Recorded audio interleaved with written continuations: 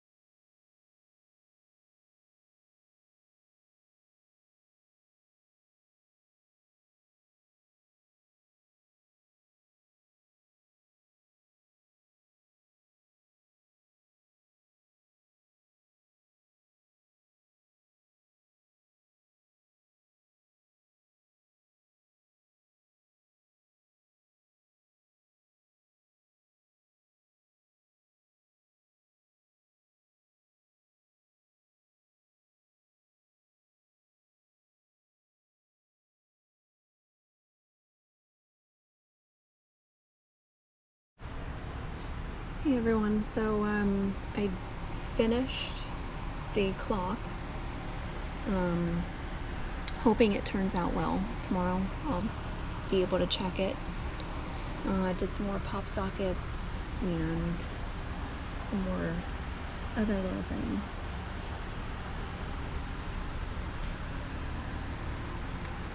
So thanks for watching. Please feel free to like and subscribe.